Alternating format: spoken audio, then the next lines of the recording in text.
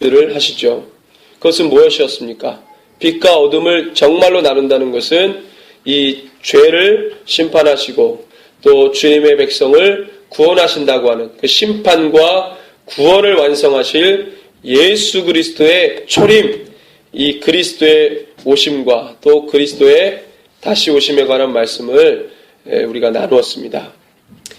이 구원의 길을 뚫기 위해서 이 땅에 육신의 모양으로 오신 예수, 그 다음에 이 구원의 길을 뚫기 위해서 낮고 천한 모습으로 이 땅에 오신 예수, 우리가 그분을 보고 있는 것이죠. 자, 오늘 이 말씀 미가서를 통해서 그 예수 그리스도의 초림을 알리는 역사의 내용과 패턴을 좀 우리가 보려고 합니다.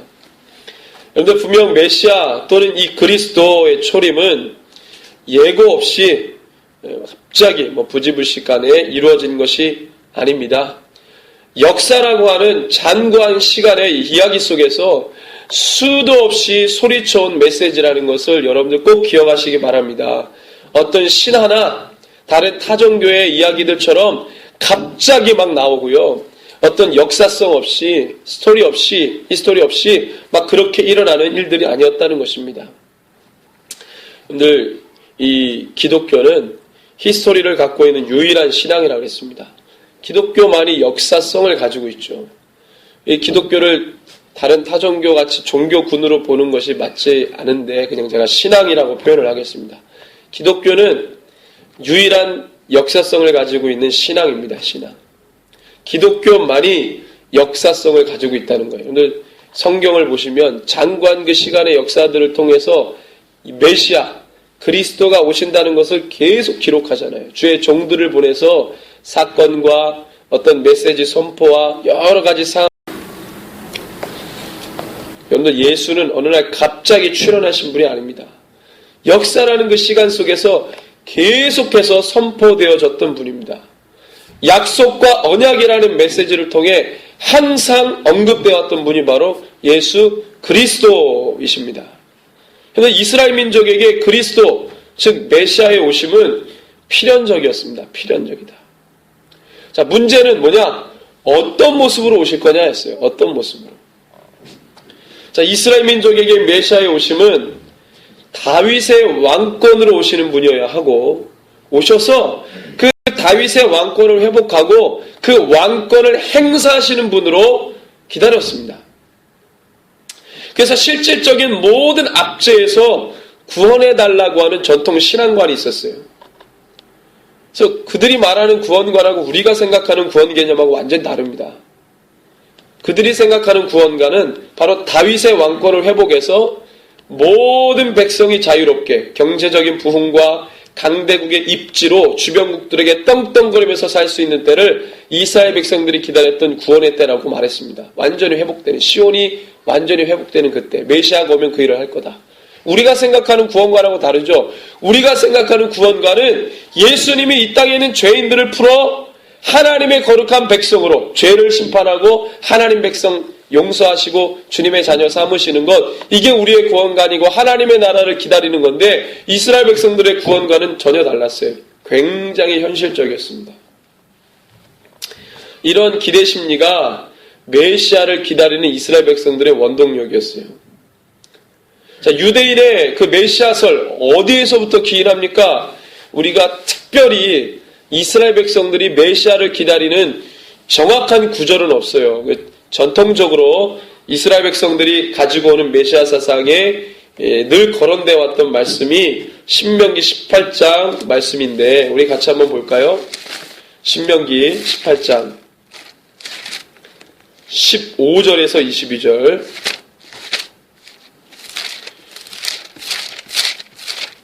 제가 가지고 있는 성경으로는 290쪽쯤 됩니다. 289쪽 또는 290쪽. 신명기 18장 15절에서 22절. 우리 찾으셨으면 같이 우리 15절에서 22절까지 읽습니다. 내 하나님 여호와께서 너희 가운데 내 형제 중에서 너를 위하여 나와 같은 선지자 하나를 일으키시리니 너희는 그의 말을 들을지어다. 이것이 내가 총회의 날에 호렙산에서 내 하나님 여호와께 구한 것이라. 곧 내가 말하기를 내가 다시는 내 하나님 여호와의 음성을 듣지 않게 하시고 다시는 이 큰 불을 보지 않게 하소서. 두렵건대 내가 죽을까 하나이다 하매 여호와께서 내게 이르시되 그들의 말이 옳도다. 내가 그들의 형제 중에서 너와 같은 선지자 하나를 그들을 위하여 일으키고 내 말을 그 입에 두리니 내가 그에게 명령하는 것을 그가 무리에게 다 말하리라. 누구든지 내 이름으로 전하는 내 말을 듣지 아니하는 자는 내게 벌을 받을 것이요. 만일 어떤 선지자가 내가 전하라고 명령하지 아니한 말을 제 마음대로 내 이름으로 전하든지 다른 신들의 이름으로 말하면 그 선지자는 죽임을 당하리라 하셨느니라. 내가 마음속으로 이르기를 그 말이 여호와께서 이르신 말씀인지 우리가 어떻게 알리요 하리라. 만일 선자가 있어 여호와의 이름으로 말한 일에 증언도 없고 성참도 없으면 이는 여호와께서 말씀하신 것이 아니요 그 선지자가 제 마음대로 한 말이니 너는 그를 두려워하지 말지니라. 아멘. 그래서 세례 요한의 제자들이 예수님의 하시는 그 행위를 보고 아 저분이 정말 그리스도냐 아니면 우리가 다른 일을 기다려야 할까 할 때 예수님이 뭐라고 대답합니까? 내가 지금 하고 있는 일을 그대로 세례 요한에게 말해라. 그럼 그가 알 것이다. 그래서 세례 요한이 무릎을 치고 그걸 알게 됩니다. 말씀 그대로죠. 그러니까 내가 너와 같은 선지자를 내 민족을 위해 내겠다. 이 말이 이제 이 전통적으로 유대인들이 생각하는 그리스도 메시아의 오심을 갖고 있는 단서입니다. 이것을 가지고 이스라엘 백성들이 계속해서 메시아를 기다리는 거예요. 유대인들은 아직도 메시아 안 왔죠. 계속 기다리고 있습니다. 그분이 오시긴 오시는데 언제 올지 몰라요.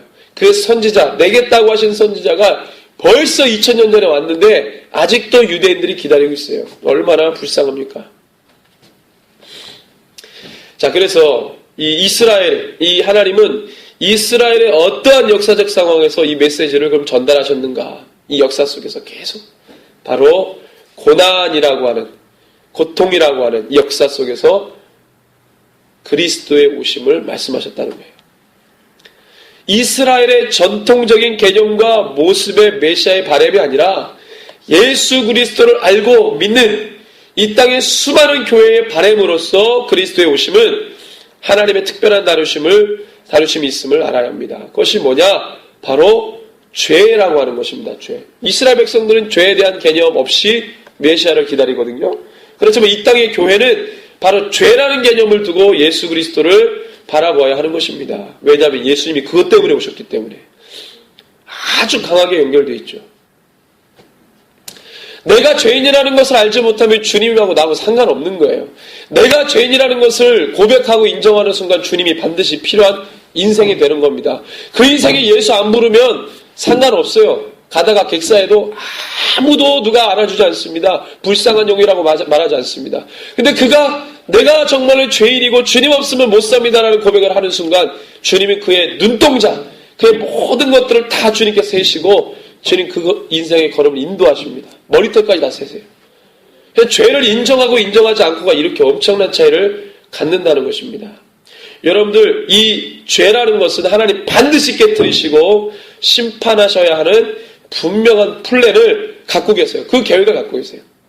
이 죄가 저주를 받고 지옥으로 떨어져야 하는 것이 바로 하나님이 두신 계획입니다. 그래야 어떻게 돼요? 자신의 생명보다도 사랑하는 우리를 완전히 구원하실 수가 있어요. 여러분들 애굽에서 이스라엘 백성들을 빼올 때 하나님이 그냥 빼오지 않았어요. 이 애굽의 모든 10가지 되는 재앙을 뿌리시면서 그 땅에는 죄들을 다 심판합니다. 그리고 이스라엘 백성들을 뽑아내요. 죄가 심판받지 않고서는 하나님의 백성이 구원받지를 못해요. 그것이 순서입니다. 순서. 그래서 마지막 때는 심판과 구원이 같이 있는 것이죠.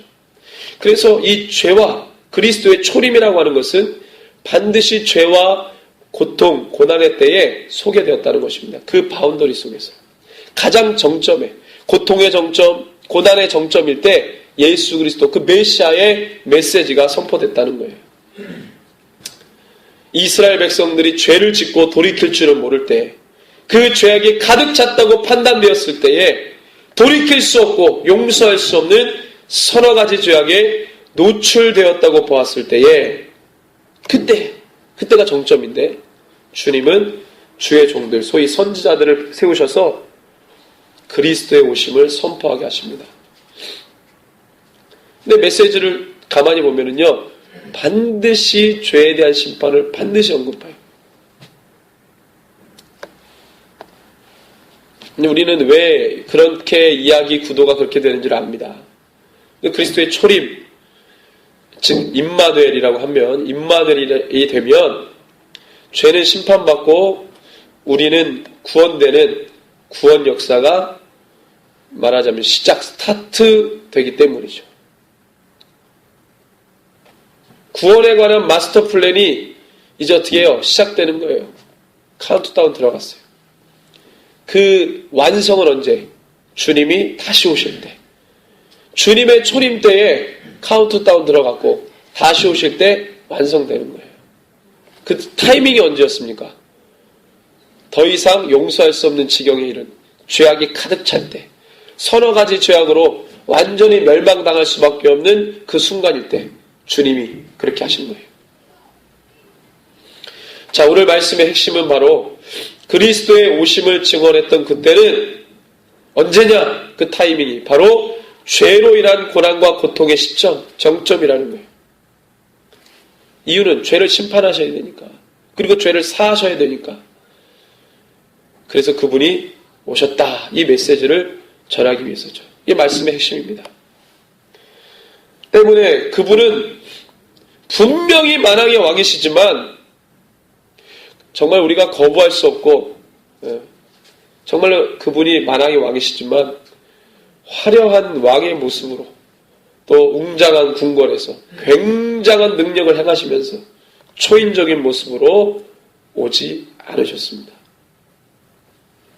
이사야 7장에 기록된 것과 같이 약 예수님 태어나시기 700년쯤 되는 것 같은데, 이사야 7장의 상황이 남유다의 가장 위태로운 상황에 이사야를 통해서 주님이 임마누엘의 징조를 선포하게 하십니다.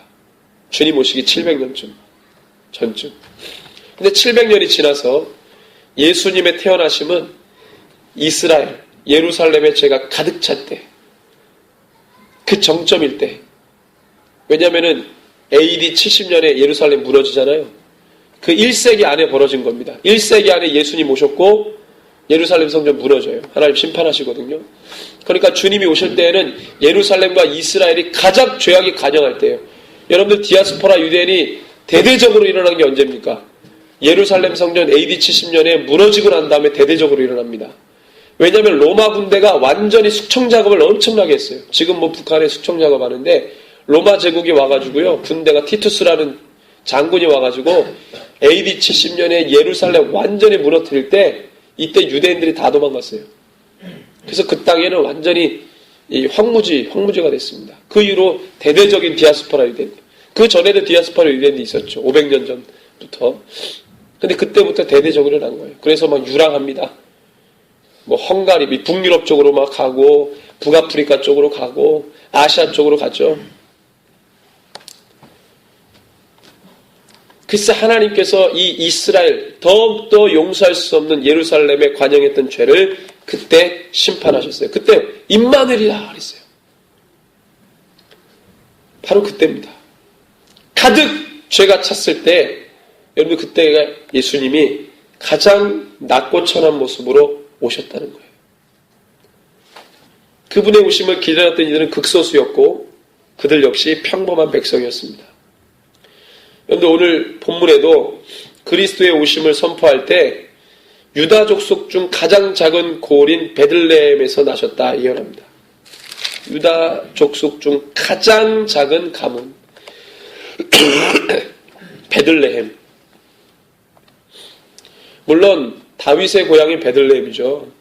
다윗의 혈통으로 오신 것을 연결하지만 여기서 중요한 것은 뭐냐? 그분이 모든 죄를 심판하시고 진정한 샬롬으로 오셨다는 것을 이야기하고 싶은 겁니다. 죄로 인해 여러 고난과 고통의 시간들이 있었겠지만 그분은 그 모든 죄로 인해 파생된 고통과 고난을 영원토록 종식시킬 영원한 샬롬이라는 것을 말씀하시잖아요. 그게 바로 오늘 본문 미가서 5장 5절에서 6절입니다. 한 번 더 읽습니다.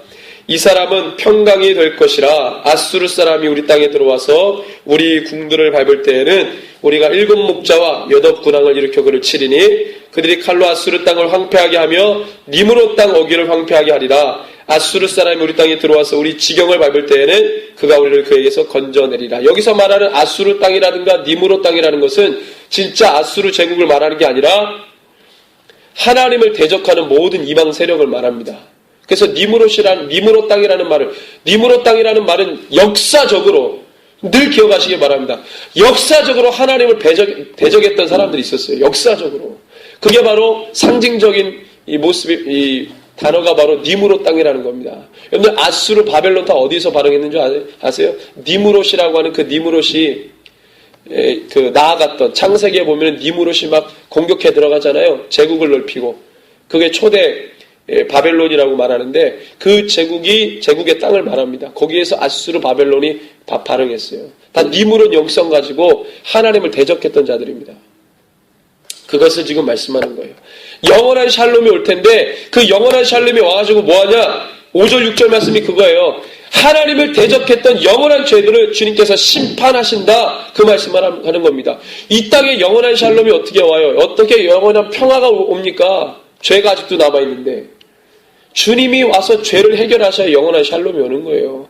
사람들이 아무리 와가지고 서로 지도자들끼리 악수하고 동맹 맺고 별짓을 다 해도 다 자기 국익을 위해서 하는 거지 참된 평화가 오겠냐고요. 안 옵니다. 여러분들 미국이요. 슈퍼 강대국 아닙니까? 여러분들 세계 전투력을 보면 2위에서 10위까지 연합체를 구성해가지고 미국하고 싸워도 미국을 못 이겨요. 초강대국입니다. 미국이. 여러분들 옛날 고대시대 때에는 정말로 잘 싸우는 제국 하나만 있으면 평화가 왔다 그랬어요. 그래서 로마를 팍스 로마다 그랬습니다. 로마가 엄청난 힘을 가지고 있으니까 1000년 동안 전쟁이 없었대요. 그래도 로마 제국 안에서는 늘 분쟁이 있었습니다. 그 논리가 여러분들 미국이 초강대국이라 하더라도 세계 여러분들 경찰국가 노릇을 해도 평화가 오지 않는 이유는 뭐냐면 죄악된 세상이기 때문에 안 오는 거예요. 그건 누구도 해결 못합니다. 예수님이 오셔서 죄를 해결해야 참된 샬롬이 오는 거예요. 그것을 지금 말씀하고 있는 겁니다. 그런데 주님이 왜 이렇게 낮고 천한 모습으로 왔냐 이거예요. 왕으로 좀 오셔가지고 행하시면 안 되냐 이거예요. 그래도 그 개념은 변치 않잖아요. 주님 오셔서 죄를 누르시고 심판하시는 것은 왕의 모습으로 와도 할 수 있는 거 아니에요? 근데 왜 낮고 천한 모습으로 왔냐 이거예요. 영적인 비밀이 있습니다. 여러분들 만약에 주님이 높은 권세가로 오셨다면 진정 하나님께서 하신다는 것을 죄인들이 깨닫지 못합니다. 왜? 세상 권세로 눌러버리는데 높은 권세자가 이거 해라 그러면은 다 종들이 뛰어다니면서 해야 되는 거 아니에요? 그럼 주님이 하셨다는 얘기를 고백을 할까요? 깨닫지를 못합니다. 당장 앞에서는 인정을 할 수 있으나 정말로 영적으로 깨닫지를 못해요. 그런데 진정한 권세는 하나님께 있습니다. 하나님의 권세예요. 낮고 천한 모습으로 보낸다 해도 하나님의 권세로 하신 거죠. 그래서 세상 모든 사람들 하여금 깨닫게 하시는 거예요. 그 다음에 죄는 모든 자들에게 미쳤지만 확산됐지만 공중권세 잡은 사단에 의해 모든 정사와 권세에 죄가 집중되어 있음을 우린 잘 알고 있어요. 그래서 지도자 한 사람이 타락해가지고요 백성들을 이리 끌고 저리 끌고 가면은요 그건 뭐 완전히 죄가 그냥 막 뿌려지는 거예요. 옛날에 봉건사회에는요 지주한 사람이 어떤 종교를 갖느냐에 따라서 그 밑에 있는 모든 이 계급들, 모든 백성들은 다 그 지주 따라서, 봉건 지주 따라서 기독교를 믿으면 기독교로 개종하고, 이슬람으로 가면 이슬람으로 개종하고 막 그랬어요. 집단 개종. 역사를 보면. 그러니까 사단이 이 리더십들을 건드리는 거예요. 여러분들 교회도 마찬가지입니다. 가장 많이 사단이 건드리는 게 목회자예요. 영적 리더십. 그 다음에 여러 가지 교회 리더십들을 자꾸 흔들어내요. 왜냐면 그들이 앞에 서서 말을 하니까 한 번만 건드리면 그냥 막 뿌려지거든요, 죄가. 이것은 영적으로 맞지 않은데 그냥 그렇게 뿌려놓으니까 이 한마디에 사람들이 다 따라가는 거예요. 복음적이지 않는 삶, 진리를 따르지 않는 삶, 세상 가치와 딱딱 맞아가지고 주님 성경에서 말하는 말씀대로 안 살고 세상 잡다한 논리로 살도록 만드는 거예요. 이러면 되지 않겠어요? 저러면 되지 않겠어요? 성경에서 언제 그렇게 말했습니까? 우리가 주님을 따라간다는 말은 성경에 기록된 주님이 하신 말씀을 따라간다는 얘기지 그냥 잡소리하는 어떤 사람의 말을 따라간다는 얘기가 아닙니다. 그런 논리가 아니에요. 그래서 사단이 리더십들을 건드리는 거예요. 한번 헷가닥 가게 하면 막 백성들이 따라가는 거죠. 지금은 그렇지 않지만 과거에는 그런 것들이 굉장히 짙었습니다. 그래서 여러분들 이 권세에 정사와 권세에 죄가 집중되는 것을 주님 아시죠? 그래서 죄를 심판하시기 위해서는 반대로 가야 돼요. 반대로. 그것을 정죄하기 위해서는 반대로. 진정한 죄로부터의 자유는 영적으로 육적으로 눌려있는 자들을 자유케 하는 것으로부터 출발합니다. 이것이 율법과 말씀의 정신이죠. 그래서 이것을 이루기 위해서 어떻게 합니까? 성령이 오셨을 때 모든 압제당한 자를 풀어주는 역사라고 그랬어요. 모든 눌린 자들을 다 풀어줘야 돼요. 죄에 눌린 자. 가장 중요한 것은 세상 보이는 것에 눌리는 것보다 죄에 눌려있는 자들을 풀어줘야 돼요. 우리 주님이 구약에는 제물로 내 죄를 고백했지만 주님이 오셨을 때에는 그 주님이 어떠한 역할을 했습니까? 구약에서는 제물이 죄를 압제해서 풀어줬어요. 양이나 염소 이런 것들이 죄에 묶인 사람들을 죄에서 풀어줬어. 그 제물이. 근데 주님이 왔어요. 주님이 영원한 제물이 됐잖아요. 내 대신 죄를 짊어지시고 그 모든 죄에 있는 묶여있는 자들을 압제를 풀어줬단 말이죠. 그분은 제물이 되셨어야 돼요. 제물이 되셨어야 되니까 권세가 오는 것이 아니라 낮고 천한 가장 낮은 모습으로 오셨다는 거예요. 어린 양의 모습으로. 누구도 귀하게 여기지 않는 그 모습으로 이 땅에 오신 거죠. 철저한 고난을 받기 위해 낮고 천한 모습으로 오셨습니다. 인간의 모습으로 오셨어요. 죄로 인해서 가장 극한의 모습을 갖추실 필요가 있었다는 겁니다. 그래서 낮고 천한 모습으로 이 땅에 오셨어요. 그래서 그분은 그가 하시는 일로 메시아다, 그리스도라고 하는 것을 사람들이 보았지만 그가 반드시 고난받아 죽어야 하기 때문에 나중에 사람들이 다 떠났죠. 그분이 하시는 일을 통해서 아까 신명기 18장에 그랬잖아요. 우리가 어떻게 합니까? 그 선지자가 참 선지자라는 것을 그가 하는 일을 통해 알 것이다. 예수님의 하시는 것을 통해 세례 요한도 인정했습니다. 맞다. 그분은 그거다. 시몬과 안나라는 이도 알았습니다. 이미 아기 때 알았지만 알았어요.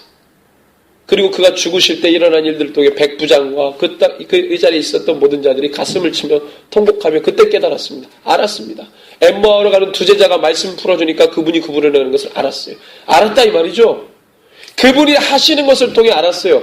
신명기 18장의 말씀은 그대로 성취된 거죠. 그런데 그분은 고난받아 죽어야 하기 때문에 그 고난 앞에서 사람들이 다 도망갔습니다. 그러니 낮고 천한 모습으로 오셔야 되는 거죠. 왕으로 왔다. 여러분들 그냥 그 사람한테 줄 서려고 하는 이유서라도 그냥 도망가지 않고 그냥 붙어 있을 거예요 아마. 왕으로 왔으면, 권세가로 왔으면 그런 장면들이 연출되지 않죠. 왕으로 왔다. 권세가로 왔다. 구테타를 당하거나 누구 죄를 범하지 않으면 그 사람이 흠없고 점없는 모습으로 어떻게 제물이 되어서 죽습니까? 그렇지만 낮고 천한 모습으로 오셨지만 우리 주님은 분명한 만왕의 왕이신 줄로 믿습니다. 그분은 참 샬롬이에요. 영원한 대속제물이 되셨기 때문에 영원한 샬롬이 되신 겁니다. 그분이 모든 악과 죄를 심판하시고 죄로 병든 주의 자녀들을 용서하실 것입니다. 그게 바로 우리 주님이십니다. 여러분들 미가서 5장 말씀에 나타난 이 말씀을 기억하시면서 이 땅에 낮고 천한 모습으로 오셔서 화려한 모습으로 오신 것이 아니라 모든 낮은 자들도 그분의 이름을 부를 수 있는 그 모습으로 오셔서 우리의 죄를 다 담당하시고 더럽고 취약한 모든 죄들을 짊어지시고 죽으시고 우리의 죄를 용서하셨습니다. 그 주님의 섬김을 기억하시며 이번 대림절 기간 동안에 죄를 멸하시고 사하시고 용서하시고 구원하신 예수 그리스도를 더 깊이 묵상하시는 기간 되기를 바랍니다. 우리 이 시간에 함께 기도하겠습니다.